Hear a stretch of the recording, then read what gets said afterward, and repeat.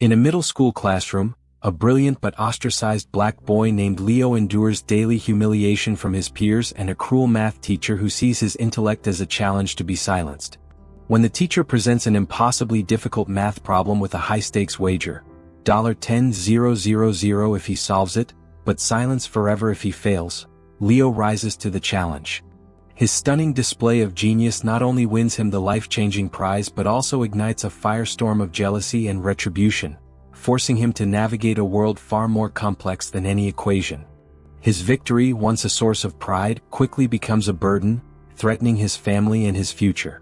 If you liked the video and have subscribed to my channel, let's move on to our story. Enjoy watching. The only thing louder than the clock's relentless tick was the silence that followed the question. Mr. Harrison, his face a landscape of craggy disapproval, had posed a problem that stumped the entire 8th grade advanced math class. It was a quadratic equation, simple enough on the surface, but with a clever twist of variables that had the students scratching their heads and muttering in frustration. Desks shifted, pencils tapped, and a collective groan rippled through the room. Except for one desk, one boy, one hand. Leo's hand was a familiar sight, a lone flag of certainty in a sea of adolescent doubt. It rose without hesitation, a testament to a mind that saw patterns where others saw chaos, and solutions where others saw dead ends. The students around him shifted uncomfortably. They had seen this 100 times before. The hand would go up, Mr. Harrison would sigh, and then Leo, in his quiet, unassuming voice, would provide the answer. It was a ritual that had turned Leo into an invisible anomaly. He was there, but he wasn't part of them. He was a ghost in the machine of their social order, his only defining feature being his unnerving, almost magical grasp of mathematics. Mr. Harrison's gaze landed on the hand and his lips thinned into a hard line. He chose to ignore it, a tactic he had perfected over the school year. Instead, he scanned the room, his eyes lingering on the popular kids in the back row. "Jason," he called, his tone encouraging. "What do you think?" Jason, the school's star quarterback and the unofficial king of the 8th grade, looked up from his phone with a start. He glanced at the problem, then at his friends, and finally at Mr. Harrison with a blank expression. "Oh, I don't know, Mr. Harrison. It's pretty tricky." A snicker from the back of the room confirmed his status as more than just a jock. He was a cool jock, too cool for math, a fact that was far more important than any equation. Mr. Harrison's smile was thin and humorless. "Well, Jason, thank you for your honesty." His eyes flickered back to Leo's hand, which remained patiently in the air. The silence returned, more charged this time. Finally, with a theatrical sigh of resignation, Mr. Harrison gestured towards Leo. "Fine. Leo, what is it?" The way he said Leo's name made it sound like an unpleasant chore, a foul-tasting medicine he had to swallow. Leo stood up, his worn sneakers scuffing on the linoleum floor. He was a small boy, all sharp angles and big eyes, his uniform pants a little too short, revealing the frayed cuffs. He didn't look at the other students, didn't need to. He could feel their eyes on him, a mixture of annoyance and disdain. To them, he was the living embodiment of everything they wanted to forget about middle school. The homework, the awkwardness, the very idea of effort. He was the kid who wore the same hoodie every other day, the one whose lunch was always packed in a reusable container, the one who never had anything interesting to say in the hallways. The answer is 2 times 2 plus 5 times minus 3 is equal to 0. The roots are x equals 2 and x equals minus 3. First, you multiply the equation by 2. Leo's voice, though soft, was clear and precise. As he spoke, the numbers flowed from his lips like water, a perfect stream of logic and deduction. He explained the steps flawlessly, each one building on the last, until the solution was not just correct but undeniable. When he finished, he sat down and the classroom was silent once again. This time, it wasn't a silence of confusion, but one of grudging acceptance. They all knew he was right. Mr. Harrison stared at the board, then at Leo, his face a mask of barely contained fury. "That is correct," he gritted out. "But next time, try to be more concise." It was a petty, unnecessary dig and everyone knew it. It was the kind of comment that had been chipping away at Leo's resolve all year, a constant reminder that no matter how right he was always in some way wrong. As the bell for the end of class rang, the students scrambled to pack up, their backpacks rustling like a flock of agitated birds. Leo was always the last to leave. He liked the quiet of the empty room, the lingering smell of chalk and old paper. It was a brief reprieve from the hallway, a gauntlet of whispers and shoved shoulders. He walked with his head down, clutching his well-worn textbook to his chest like a shield. Just outside the classroom door he heard a voice. "Hey, Professor." It was Jason, flanked by two of his friends, their faces twisted into sneers. "How about you solve the problem of getting some new shoes, huh? Those look like they're from the 1800s. A burst of laughter from the group followed. Leo kept walking, his face hot, his knuckles white against the cover of his textbook. He knew better than to respond. It would only make it worse. He just had to get to the library. The library was his sanctuary, a quiet place where he could lose himself in the theorems of Euclid and the puzzles of Fibonacci. It was a place where his poverty and his intellect didn't matter, where the only thing that counted was the book in front of him. He thought of his mother, her tired eyes and calloused hands. She worked 2 jobs, a waitress at a diner and a cleaner at the local high school. Every penny was stretched thin, a tightrope walk between paying rent and putting food on the table. He did his part too, picking up cans and bottles from the park on the weekends to get a few extra dollars. It was a life lived on the fringes, and it had taught him to be invisible, to be a ghost. Math was the one place he wasn't invisible.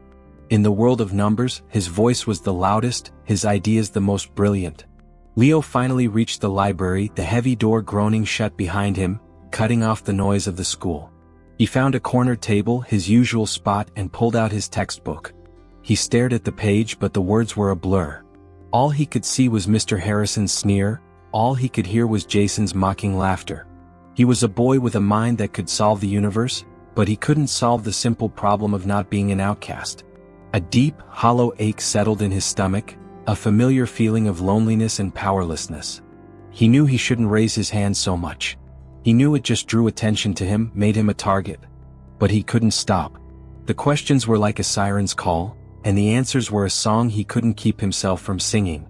He knew he had to be better than them, had to prove them wrong, had to make a name for himself. But the more he tried, the more they pushed back. He felt like a tiny boat in a raging ocean, a vessel with all the answers but no one to hear them.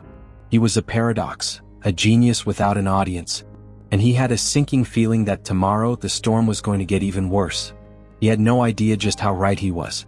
The next day the air in Mr. Harrison's classroom felt thicker, heavier than usual.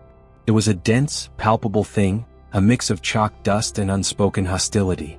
The students filed in, their boisterous chatter dying down to a low murmur as they took in the scene. Mr. Harrison stood at the front of the room, a smirk playing on his lips as he meticulously erased the old problems from the whiteboard. He wasn't just wiping away yesterday's lessons. He was wiping the slate clean for a new, more personal kind of lesson. A lesson he intended for one student in particular. Leo slipped into his seat, his head down, the worn-out textbook still clutched tightly in his hands. He could feel the stares, the whispers, the little currents of energy that were a prelude to a storm. He had expected it. After Jason's taunts in the hallway yesterday, he knew a quiet day was out of the question. He just hadn't anticipated that Mr. Harrison would be the one to escalate it. As the bell rang, Mr. Harrison turned to face the class, his smirk widening into a full, predatory smile. "Good morning, class," he said, his voice dripping with an unnatural cheer. "Today we're going to do things a little differently. We're going to have a pop quiz." A collective groan echoed through the room. Pop quizzes were bad enough, but a pop quiz for Mr. Harrison felt more like a test of endurance than a test of knowledge. He moved to the center of the room, his eyes scanning the students until they landed on Leo. The smile vanished, replaced by an expression of cold, professional contempt. "Leo," he said, his voice now flat and sharp. "It's come to my attention that you are particularly enthusiastic about participating in class." The student snickered. Leo felt a burning sensation on his face, the kind that came with public humiliation. He kept his eyes on his desk, his hands clammy. He knew this was a trap. Every cell in his body was screaming at him to stay quiet, to just make it through the day. Mr. Harrison walked over to the whiteboard, his movements deliberate and slow. He picked up a dry erase marker and uncapped it with a loud snap. "So," he continued, his voice growing louder, "I've prepared a special problem for you. A problem that, if you can solve it, will prove your enthusiasm is more than just noise." He turned to the board and began to write. The numbers and symbols that appeared were not the usual fare for an 8th grade math class. They were complex, multivariable, and interwoven with concepts that belonged more in an undergraduate textbook than in a middle school. The students in the room, even the smart ones, leaned forward in their seats, their faces a mixture of confusion and awe. It looked less like an equation and more like a work of abstract art, an impossible tangle of mathematical theory.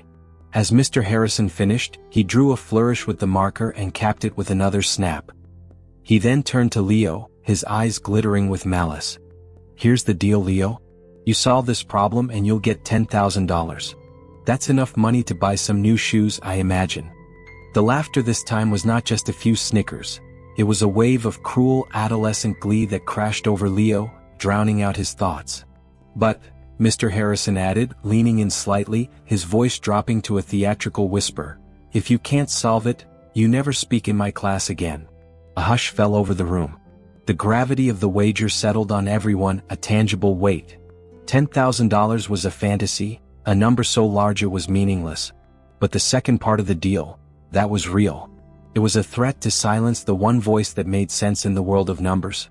It was a challenge to the one thing Leo had, the one thing that made him feel like he mattered. Leo looked up, his eyes meeting Mr. Harrison's for the first time. He saw not a teacher but an antagonist. A man who was not trying to teach him but to break him. He glanced at the problem on the board. He didn't know what the specific area of math was, but he could see the intricate layers, the careful construction of a puzzle designed to be unsolvable. It was beautiful in a terrible, twisted way. The students around him were all staring at him now, their faces a mix of morbid curiosity and pity. He heard Jason's voice from the back, loud and clear. "Bet you can't, Professor. 10 grand is a lot of money to not be homeless anymore." More laughter. It was a low blow, an unnecessary, deeply painful jab at a truth he fought every day to conceal. Something inside Leo snapped. The familiar knot of fear in his stomach unraveled, replaced by a cold, quiet resolve. He wasn't just solving this for himself anymore. He wasn't just solving it to prove he was smart. He was solving it for his mother, for her tired eyes, for the worn-out shoes, for the late nights she spent cleaning a school where her son was a punching bag. He was solving it to wipe the smug grin off Mr. Harrison's face. Slowly, deliberately, Leo pushed his chair back and stood up. He walked to the front of the room, his small frame looking even smaller against the vast expanse of the whiteboard. He picked up a fresh marker, the weight of it in his hand feeling both heavy and powerful. He didn't look at Mr. Harrison. He didn't look at the students. He just looked at the equation, at the impossible tangle of numbers, and he saw it not as a trap, but as a challenge. A puzzle. A song that he and only he could sing. He took a deep breath and with a steady hand he placed the tip of the marker against the board. The scratch of the marker on the whiteboard was the only sound in the room. It was a sharp, confident noise, a stark contrast to the thick silence it punctuated. Leo wasn't just writing, he was building. Each number and symbol was a brick, each line a foundational support in an elegant, towering structure of logic. He began by simplifying a complex polynomial, a step that even the brightest students knew was the key, but none of them could see how. Leo, however, saw the pattern instantly, a hidden door in a wall of numbers. As he worked, his small, careful handwriting filled the board. The first few steps were a blur of quadratic formulas and substitutions. Then he moved on to concepts no one in the room had ever been taught. A preliminary form of differential calculus, a theorem about series expansion that was decades beyond their curriculum. He was operating in a different universe, a place where numbers weren't just tools, but a language he spoke with perfect fluency. He wasn't just solving the problem, he was deconstructing it, showing its very anatomy.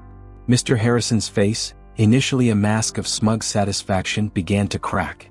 His eyes, fixed on the board, widened almost imperceptibly with each new line of calculation. The intricate tangle he had created was being unraveled with an almost terrifying speed. He had designed the problem to be a dead end, a maze with no exit, but Leo was not just finding the way out, he was drawing a map for the entire class to follow. The smirk had completely disappeared, replaced by a dawning horror. This wasn't just a win for the boy, it was a devastating loss for him. His authority, his petty cruelty, and his entire worldview were being systematically dismantled by a small boy in scuffed sneakers. The students, who had started with morbid curiosity, were now watching with something akin to awe. They couldn't follow every step, but they could see the sheer elegance of the solution. Jason in the back row had put his phone away. His jaw was slightly ajar, his bravado having evaporated into the heavy air. The professor was not just smart, he was in a league of his own. Finally, after what felt like an eternity, Leo stepped back. He had filled the entire board from top to bottom with a flawless, intricate solution. He had done more than just solve it. He had proven that Mr. Harrison's impossible problem was in fact solvable, and he had done so with a grace and confidence that was breathtaking. The final answer, a precise numerical value, was circled with a clean, triumphant stroke. He put the marker back in the tray, the quiet click echoing loudly in the silent room. He turned and walked back to his desk. He didn't look at Mr. Harrison, but he could feel the man's eyes burning into his back. The bell, a piercing sound that normally signaled freedom, now felt like a final punctuation mark on an epic moment. Students started to stir, their whispers now a different kind of noise, one of amazement, not disdain. Mr. Harrison remained frozen at the front of the class, his face pale with shock and rage. He had lost, publicly and irrevocably. The promise of $10,000, which he had offered as a joke, was no longer a punchline. It was a debt. He walked over to his locked desk drawer, fumbling with his keys, his hands shaking slightly. He pulled out a checkbook and a pen, his movements stiff and jerky. With a furious scribble, he wrote out the check, the amount a cruel, bold-faced reminder of his defeat. He didn't make eye contact as he walked over to Leo's desk and slammed the check down, the paper fluttering slightly on impact. "There," he spat, the word laced with venom. "Now get out of my sight." Leo picked up the check. The paper felt strangely light in his hand, but the number written on it felt impossibly heavy. $10,000. It was more money than his family saw in a year. It was a ticket out of the quiet desperation that had defined his life. He looked at the check, then at Mr. Harrison's contorted face, and for the first time he didn't feel fear or shame. He felt a quiet, powerful vindication. He had won. Not just the money but his voice. He slipped the check into his textbook, a treasure hidden among the equations.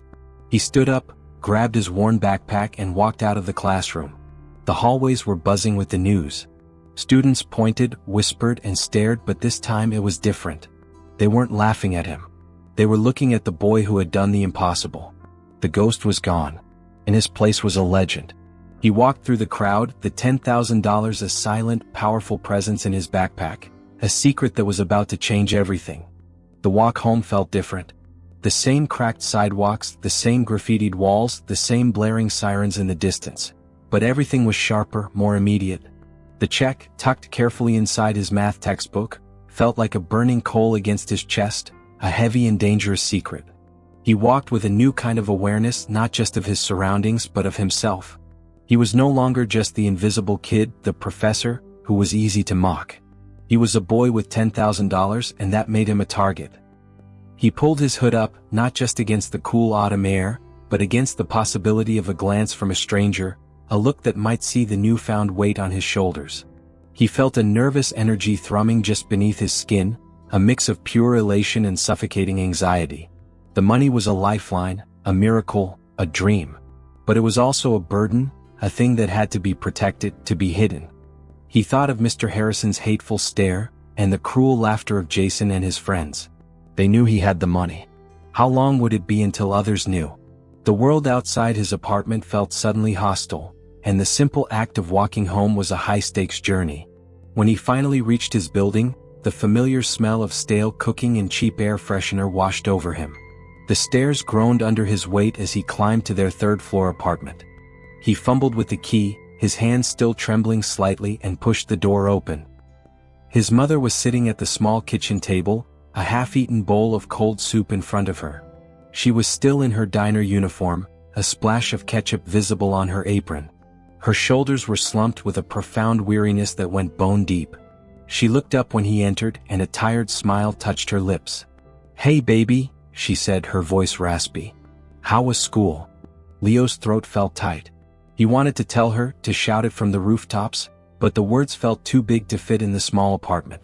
He walked over to her, pulling the check from his textbook. It was folded neatly, the creases sharp. He held it out to her, the paper a tiny, fragile rectangle in his trembling hand. "Mr. Harrison gave me this," he whispered. She took it, her brow furrowing in confusion. She unfolded the paper, and her eyes, which had been so tired just moments before, widened. The smile vanished, replaced by an expression of pure, unadulterated shock. She read the number, then the signature, then back to the number again, as if the digits would change on a second reading. Her lips parted, but no sound came out. 10,000? She finally choked out, the words barely a whisper. "Where? What is this for?" Leo told her the story, the words tumbling out in a rush. He told her about the impossible problem, about the wager, about the cruel smile on Mr. Harrison's face, and the final, quiet vindication of his victory. He watched as her face went through a kaleidoscope of emotions: disbelief, pride, anger, and finally, a kind of terrified joy. She looked from the check to her son, her eyes welling up with tears. "Leo," she said, her voice cracking. She stood up and wrapped her arms around him, pulling him into a tight embrace. The smell of diner food and cleaning products was suddenly the most comforting scent in the world. "My brilliant, brilliant boy." After a moment she pulled back, holding him at arm's length. The tears were streaming freely now, but her eyes were sharp, analytical. "We have to be careful," she said, her voice dropping to a serious tone. This is too much money. We can't just go to the bank and deposit it. We have to be smart." Leo nodded, the anxiety returning in a fresh wave. He hadn't thought that far ahead. The victory had been the goal, the prize was just an abstract idea. But now it was real. They sat back down at the table, the check lying between them like a fragile, powerful artifact. They spent the next hour talking, a conversation filled with a hope they hadn't allowed themselves to feel in years. They talked about paying off the rent, about new clothes and shoes, about a bigger apartment, maybe even a new life. But his mother, ever the pragmatist, brought them back to earth. "We can't spend it all at once," she insisted. "And we can't tell anyone. Not a soul. This is our secret, Leo. And it's going to change everything." He looked at the check, then at his mother's determined face, and knew she was right. The problem was solved, but the consequences were just beginning. The $10,000 was not just a prize, it was a new puzzle, and this one was far more complicated than any equation Mr. Harrison could ever dream up. The $10,000 check lay on the small kitchen table, a square of hope in a world built on despair. It was the centerpiece of their apartment, dwarfing the chipped salt shaker and the stack of unpaid bills. For a moment, his mother, Maria, simply stared at it, her hands clasped tightly as if praying to the paper itself. The reality of the situation had begun to settle in, pushing away the initial surge of pure, unadulterated joy. It wasn't a lottery ticket, it was a debt owed by a man who hated her son. This money wasn't a gift, it was a consequence. "We can't just walk into a bank with this," she whispered, her voice barely audible. "We don't have a bank account. And even if we did, they'd ask questions. A check this big, from a school teacher? It's not normal." The weight of her words settled on Leo, a new kind of fear. He had solved the math problem, but this was a problem with no clear formula. The next few days were a blur of nervous energy and whispered conversations. The check, now folded and hidden in an old metal tea tin on a high shelf, was a constant, unspoken presence. It dominated their lives, a silent specter of potential. They ate dinner with it looming over them, watched television with it tucked away in the back of their minds. Maria's usual weary exhaustion was replaced by a restless anxiety. She would pace the small living room, muttering to herself, her mind racing through every possible scenario, every worst-case outcome. What if Mr. Harrison canceled the check? What if someone found out? What if they were seen at the bank and word got back to the landlord, who would suddenly find new reasons to raise the rent? A lifetime of poverty had trained her to see a trap in every opportunity. Leo, on the other hand, saw it as a new puzzle. He approached the problem of the money with the same methodical logic he applied to an equation. He knew he couldn't solve it alone, and he knew the first step was research. He made his way to the library, his sanctuary, every day after school. He didn't go to his usual spot with the math books. Instead, he sat at the back of the computer lab, his head down, a new kind of focus in his eyes. He typed in queries: how to cash a check without a bank account, depositing large sums of money, financial literacy for beginners. The world of finance, with its strange jargon and bureaucratic rules, was a new language to learn. He read about money orders, check cashing services, and the legalities of accepting cash gifts. He learned about a process called structuring, the illegal act of breaking up large deposits to avoid a paper trail, and realized that simply cashing the entire check at once was, in some ways, the safest and most honest option. It was a problem of courage, not of legality. The truth was, the money was his and they had every right to it. It was just the fear of being seen that held them back. One evening, as they were eating a dinner of instant noodles, the ancient refrigerator began to shudder violently, its rattling groans a familiar, unwelcome soundtrack to their lives. A few moments later, it fell silent with a final, defeated click. The food inside what little they had was now at risk. Maria buried her face in her hands, her shoulders shaking. "It's gone, Leo. We can't afford to fix it. We can't afford to replace it." The small, contained hopelessness of their life came rushing back, a cold, bitter tide. The $10,000 tucked away in the tea tin suddenly felt like a cruel joke. It was a fortune that couldn't save them from the everyday, grinding realities of their poverty. "Mom," Leo said, his voice quiet but firm. He reached for her hand. "I've been doing research. We can do this. We can go to a bank in a different neighborhood, somewhere where no one knows us. We'll open an account. We'll deposit the money. It's ours. We have a right to it." She looked up at him, her eyes red and puffy. She saw not just her son, but a young man of an astonishingly cool and quiet determination. He was no longer the boy who was bullied, he was the boy who had a plan. Her fear, however, was not easily shaken. What about the school? What about Mr. Harrison? What about him? Leo asked, his voice hardening slightly. "He made a bet. I won. He owes us the money." His mother was silent for a long moment, watching him. She saw the new confidence in his posture, the quiet fire in his eyes. He wasn't afraid anymore. His victory in that classroom had changed him. It had given him not just money but a voice and a backbone of steel. The ghost was gone, replaced by a warrior. She knew then that she had to be a warrior too. She had to fight for him, for their future. "Okay," she said, her voice still trembling but with a new resolve. "Okay, we'll do it. Tomorrow.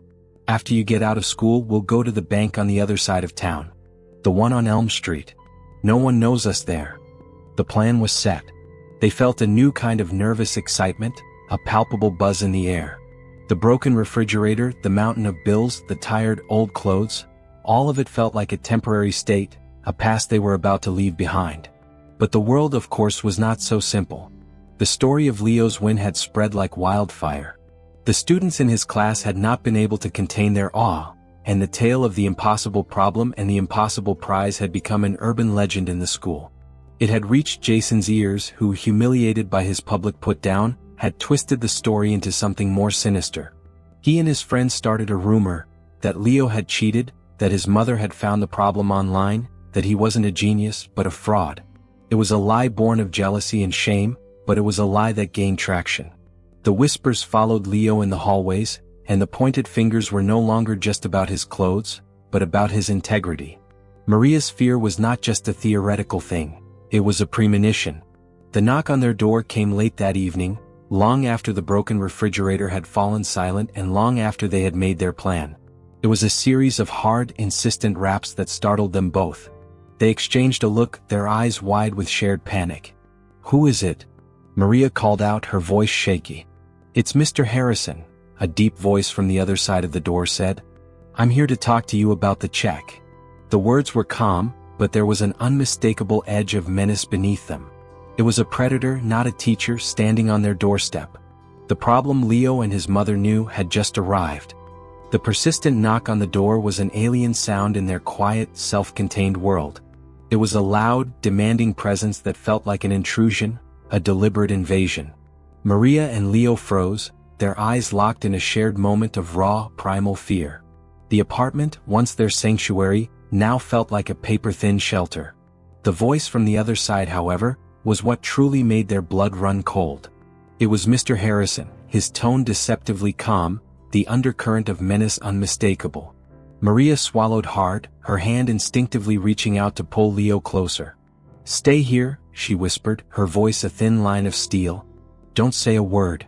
She took a deep breath and walked to the door, her movements a mix of trepidation and a newfound, fierce protectiveness.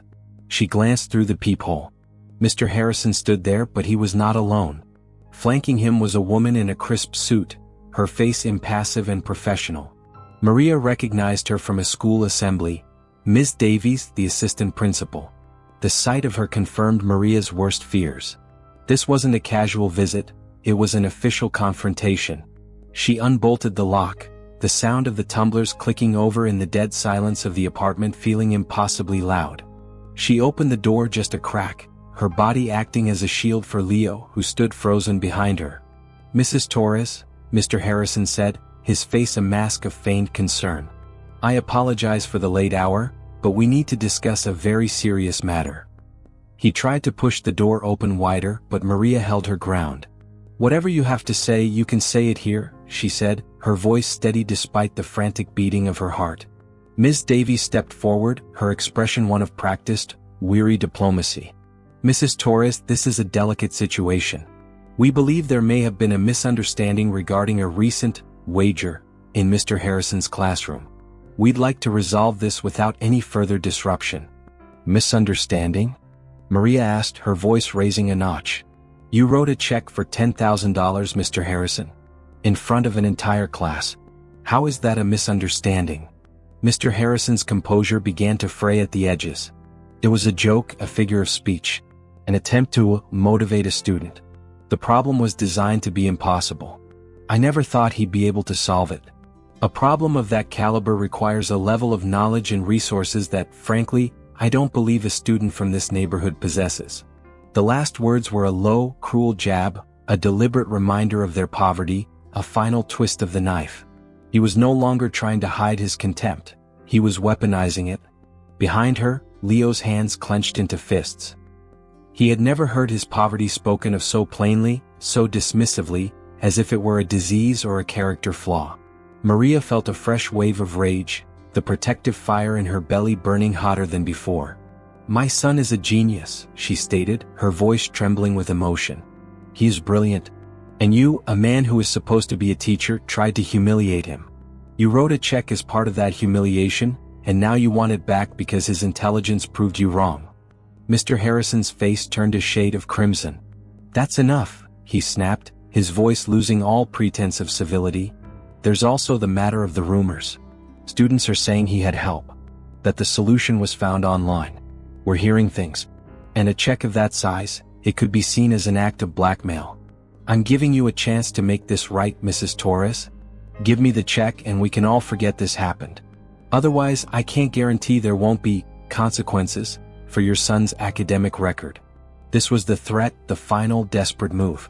He was using his authority, his position of power, to intimidate them. He was holding Leo's future hostage, a brutal and unfair tactic. Maria's breath caught in her throat. She looked over her shoulder at Leo, who had stepped out from behind her, his small face a picture of silent resolve. "The problem was a multivariable differential equation," Leo said, his voice surprisingly strong, cutting through the tense air like a knife. He wasn't speaking to Mr. Harrison. He was speaking to Ms. Davies, appealing to the logic of the school administrator. The variables were a unique configuration. There is no solution to that specific problem online. It was a one-of-a-kind problem designed to be unsolvable. I solved it. He looked directly at Ms. Davies, his eyes wide and honest. And the check was given to me willingly, in front of the entire 8th grade advanced math class. It was a debt. Not a loan. Not a favor. A debt. Ms. Davies looked from Leo's unwavering gaze to Mr. Harrison's enraged, beet-red face. She was a woman of protocol and procedure, and Leo's calm, factual statement had just laid out a very clear paper trail, or, in this case, a classroom trail. The threat of a permanent mark on his record was a powerful one, but so was the prospect of a lawsuit. A public wager, a check, and a child's public humiliation. This was not a problem of math but of liability. "Mr. Harrison, I think we have said all that we can say for now," Ms. Davies said, her voice now firm and businesslike. "Mrs. Torres, we will be in touch with you. For now, I suggest you consider our offer." She turned and walked away, her heels clicking on the worn floor of the hallway. Mr. Harrison lingered for a moment, his eyes, burning with a cold, hateful fire, fixed on Leo. The venomous look was a final, unspoken promise of more trouble to come. Then, without another word, he turned and followed Ms. Davies, the heavy door slamming shut behind them. Maria relocked the door, her hands shaking so violently she could barely turn the key. She leaned against it, her body trembling. Leo walked over to her and hugged her tightly. The check was still in the tea tin. The problem was not solved. It had only just begun. The $10,000 wasn't just a prize, it was a gauntlet thrown down, and they had just been challenged to a fight. And for the first time in his life, Leo felt a thrill, a strange kind of excitement. He wasn't just solving a problem anymore, he was living one. And he was determined to win. The door is closed, but the problem is far from over. What happens next? Do they still try to cash the check, or do the threats from Mr. Harrison and the school make them rethink their plan? The apartment fell into a heavy, charged silence after Mr. Harrison and Ms. Davies left. Maria relocked the door and leaned against it, her body trembling not just with fear, but with a simmering, righteous anger. The raw terror she had felt was slowly hardening into a resolve she hadn't known she possessed. Leo came and wrapped his arms around her, a silent anchor in the emotional storm. He felt a newfound strength in the moment, a sense of quiet triumph. For the first time he had used his voice not to solve a problem on a board, but to defend himself and his mother from a real, tangible threat. Maria finally pushed herself away from the door and walked back to the kitchen table. She reached for the tea tin on the shelf, her fingers a little unsteady. The check was still there, a crisp, white rectangle of paper that now felt less like a prize and more like a landmine. "He's not getting this back," she said, her voice low and fierce. "He came here to our home and he threatened you. He threatened your future. I don't care if it's $10 or $100,000. It's ours. And he is not getting it back." Leo's chest swelled with pride. His mother, the woman who had always been so careful, so afraid of making waves, was now a lioness. But her anger didn't erase the fundamental problem. The check was not just a symbol, it was a physical object that needed to be cashed, and their attempt to do so was now fraught with risk. The school knew they had it. The school, through Mr. Harrison, had made it clear they would fight to get it back.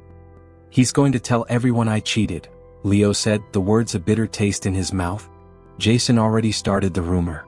Now, with a principal and Mr. Harrison involved, the whole school will believe it. Maria sighed, running a hand over her face. "Let them," she said, her tone almost weary. "We can't control what they say, Leo. We can only control what we do." She looked at the check again, the symbol of their victory now looking like a weapon they didn't know how to use. "We need help, Leo. We can't do this alone. We can't just walk into a bank and hope for the best. He's going to try to cancel it, I just know it." Leo thought for a moment. He had no one to turn to. There were no family friends in the city, no one he could trust with a secret this big.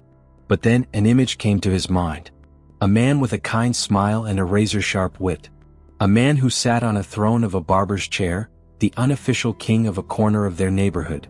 "Mr. Eli," Leo said, the name a quiet breath of hope. "The barber. He's a good man. He knows everyone." Maria's eyes widened in recognition. Mr. Eli's barber shop was more than just a place for a haircut. It was the heart of their block. It was a place where neighborhood news was exchanged, where problems were discussed, and where community wisdom was passed down. It was a safe place. The next day after school they walked to the barber shop. The smell of hair tonic and old leather was a comforting scent, a familiar blanket against the world. Mr. Eli, a man with a shock of silver hair and a smile that reached his eyes, was sweeping up a pile of clippings. "Well, if it ain't my favorite philosopher," Mr. Eli said, a warm laugh in his voice as he saw Leo. "And the lovely Maria. To what do I owe the pleasure?" Maria took a deep breath, and over the course of the next 15 minutes she and Leo told him everything. They told him about Mr. Harrison, the cruel wager, the impossible problem, Leo's triumph, and the terrifying knock on their door the night before. They showed him the check, which Maria had brought carefully wrapped in a paper towel in her purse. Mr. Eli listened without interruption, his face a study in quiet concentration. He didn't express disbelief or shock. He simply listened, a deep, knowing calm in his eyes. When they were finished, he took the check, his hands gentle and reverent, and held it up to the light. $10,000, he said, the words full of weight. They really thought he couldn't do it. He looked at Leo, a slow, proud smile spreading across his face. "You showed them, son. You showed them all." He handed the check back to Maria and sat them down in two of the waiting chairs. He went behind the counter and poured them each a glass of water. "I want you to listen to me now," he said, his voice dropping to a low, serious tone. "This check is not the problem. This check is the evidence. The problem is that man, Mr. Harrison, and the system he thinks he represents. They want this to be a private argument. They want to scare you into backing down. But they made their mistake in a public place in front of a whole class. That's your leverage." He took a deep breath, a master strategist preparing his pawns for a chess match. "Here's what we're going to do. First, we are not going to a bank. Not yet. We are going to go straight to the top. Tomorrow morning, you and Leo are going to go to the school district's administrative office. You're going to tell them everything. You're going to tell them about the public wager, about the check, about the false rumors, and about the late-night visit and the threats. You're going to take this check with you and you're going to make sure they see it. This isn't just about money, Maria. This is about what's right. This is about a man trying to bully a child and a family because he was outsmarted." He looked at Leo.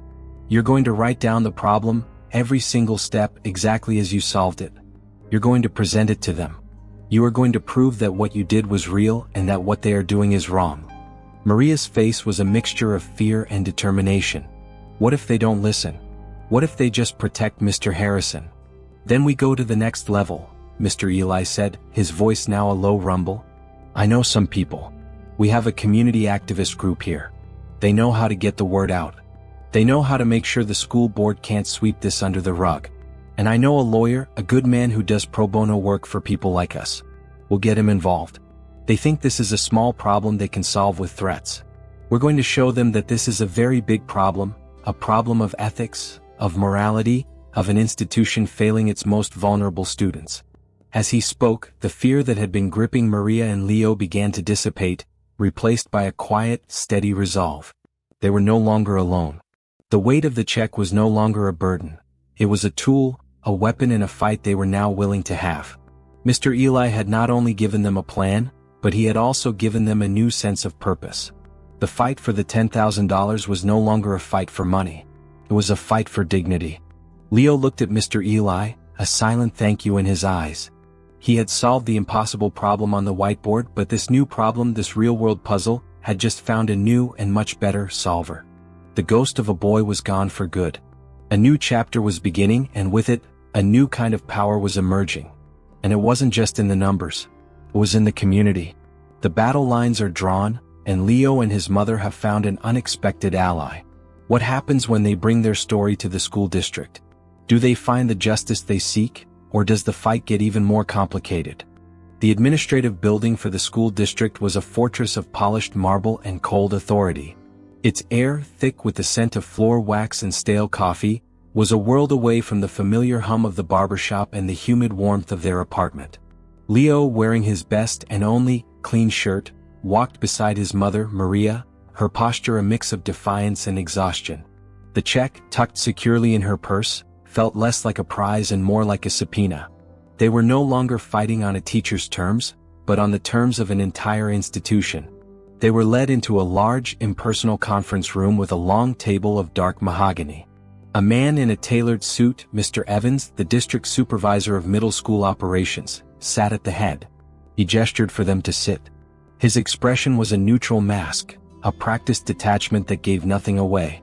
A few moments later, the door opened and in walked Mr. Harrison, his face a familiar landscape of arrogance and indignation. He sat down opposite them, refusing to meet their eyes.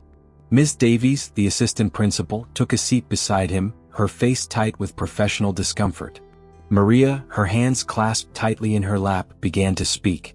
She didn't just recount the facts, she told their story. She started with the everyday struggles, the worn shoes, the long nights of work, the quiet dignity of their life. She spoke of her son's brilliant mind, the one thing that had always been a source of unwavering hope.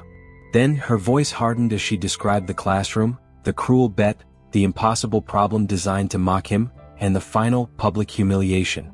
She detailed the late-night visit, the threats, and the thinly veiled contempt Mr. Harrison had shown for them, for their neighborhood, for everything they were.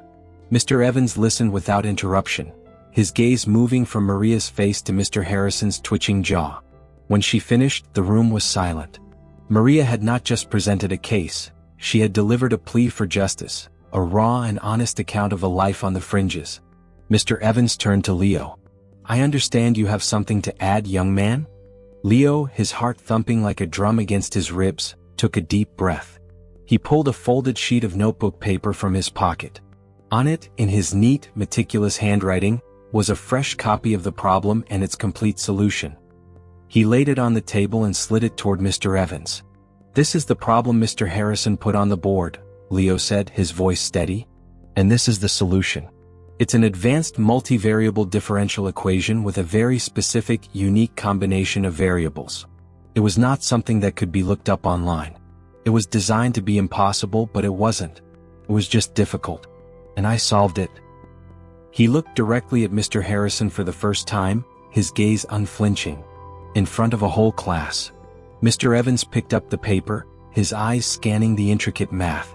He had been a math teacher once himself, and though the specifics were beyond him now, the sheer elegance of the solution was not. It was a work of genius, a flawless logical progression. It was impossible to fake.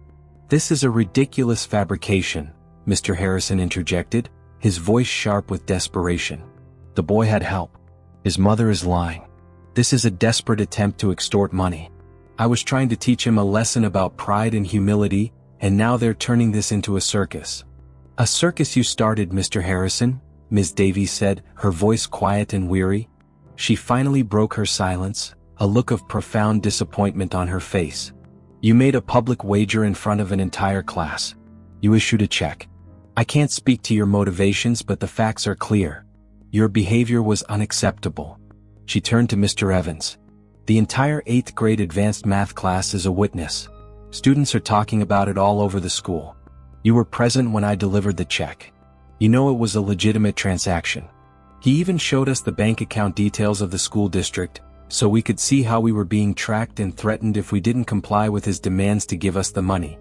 Mr. Harrison's face paled. His ally had just turned on him. His lie, a flimsy construct of indignation and pride, was falling apart. He looked at Leo not with contempt but with a dawning fear. He had not just wronged a boy, he had created a problem for an entire institution. And in the world of administration, that was an unforgivable sin. Mr. Evans leaned back in his chair, his mask of neutrality finally cracking to reveal a look of profound weariness.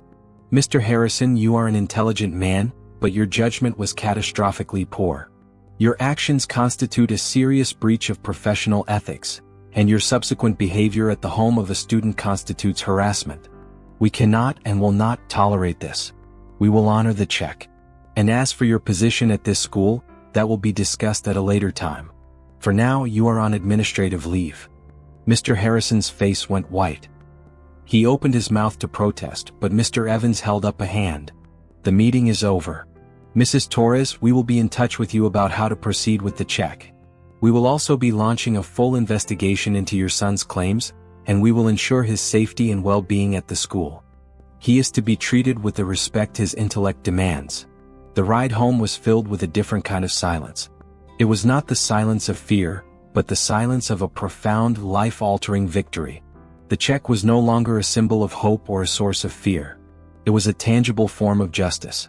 When they returned to their apartment, they sat at the kitchen table, the check now lying openly in the center. It had lost its power to terrify. It was just a piece of paper now, but it represented everything they had fought for. A broken refrigerator, a mother's worn hands, a boy's dignity, and the quiet triumph of a brilliant mind against a world that had tried to silence it. This wasn't just a story about a boy who won $10,000. It was a story about a boy who used a problem to solve a much larger one. He had found his voice not just in the world of numbers, but in the world of men. And the next morning when he walked back into that school, he would be a different person. He would be the boy who not only knew the answer, but who had the courage to speak it. Thank you for listening. Don't forget to subscribe to the channel and like the video.